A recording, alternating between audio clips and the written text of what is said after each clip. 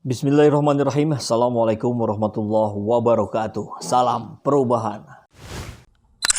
Sahabat semua, nampaknya Ibu Menteri kita, Ibu Menteri Keuangan maksudnya, Sri Mulyani sedang stres tingkat tinggi. Kita tahu kemarin di gedung parlemen ditanya oleh salah satu anggota dewan, ini kenapa biaya untuk membangun IKN justru berubah, yang tadinya tidak akan menggunakan dana APBN malah sekarang menggunakan, direvisi, dan alokasinya menggunakan kurang lebih kalau tidak salah 53% dari PEN, pemulihan ekonomi nasional. PEN dibuat untuk memulihkan ekonomi akibat pandemi. Sekarang akan setengahnya akan digunakan untuk membangun ibu kota negara baru. Di mana logikanya? Bahwa pemerintah responnya lucu sekali. Oh, ini kurang lebih nih ya redaksinya. Oh begitu ya. Kalau begitu ya sudah, kami patuh. Kami akan mencari alokasi dari anggaran yang lain. Kalau memang dari dana PEN tidak boleh.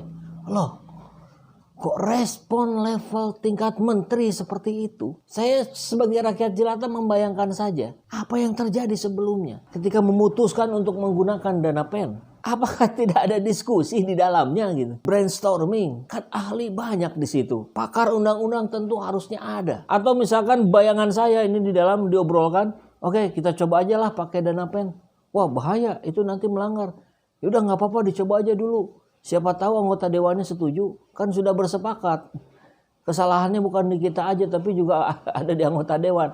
Apakah seperti itu? Pakai model coba-coba begitu. Ini kemudian pertanyaannya naik lagi ke level yang lebih tinggi. Masih ingat kan? Bagaimana tempo hari Pak Jokowi bilang untuk kereta api cepat Bandung-Jakarta atau Jakarta-Bandung, sama aja lah ya, itu tidak akan menggunakan dana APBN.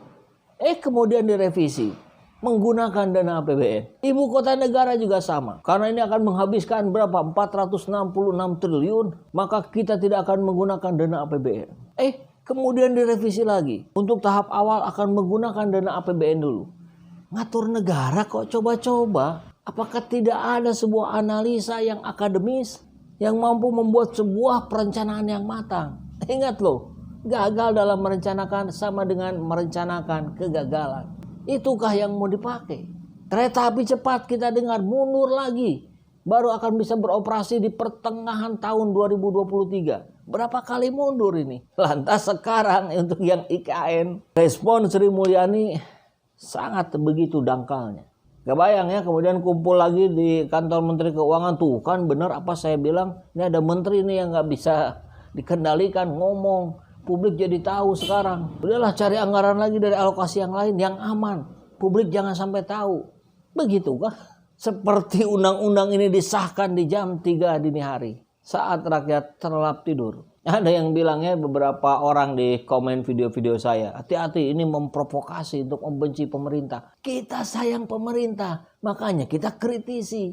Jangan sampai pemerintah melanggar aturan. Kalau mau kan dijebak saja. Biarkan dulu melakukan kesalahan, kemudian dituntut. Itu yang dilakukan para penjahat. Kan kita tidak, justru kita sayang sama pemerintah, kita ingatkan. Jangan melakukan kebodohan-kebodohan lagi. Malu dong.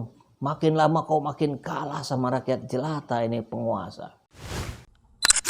Hari ini banyak masjid yang penampakannya seperti hotel ya. Tapi di sudut-sudut yang lain masih banyak masjid yang kondisinya memprihatinkan. Dengan usia yang sudah sangat lama menjadi lapuk, tidak ada biaya untuk memperbaiki. Bahkan sebagian airnya berwarna kuning, berbau. Ya, saya yakin sahabat semua pernah 1-2 kali mengalami hal tersebut. Maka dari itu kami dari Saiful Zaman Channel bekerja sama dengan Yayasan Putra Husni Indonesia untuk terus mencari data, mencari lokasi-lokasi masjid yang kondisinya masih memprihatinkan. Dan kita akan ganti berbagai kondisi yang ada di sana dengan keramik yang baru, dengan tembok yang baru, dengan cat yang baru. Bahkan jika airnya tidak memadai, berbau, berwarna dan sebagainya, maka insya Allah kita bertekad untuk membuat sumur yang baru di sana. Jadi 2 program kami hari ini adalah, yang pertama, kita kita akan melakukan renovasi masjid yang kita anggap tidak layak atau masih bisa ditingkatkan kebersihannya. Dan tentu program yang sudah berjalan, Akademi Dakwah Digital Indonesia. Kita masih perlu orang-orang yang mau masuk terjun ke dunia media sosial untuk mendakwahkan Islam. Karena kita lihat di media sosial banyak sekali serangan-serangan terhadap kepentingan umat Islam. Jadi bagi sahabat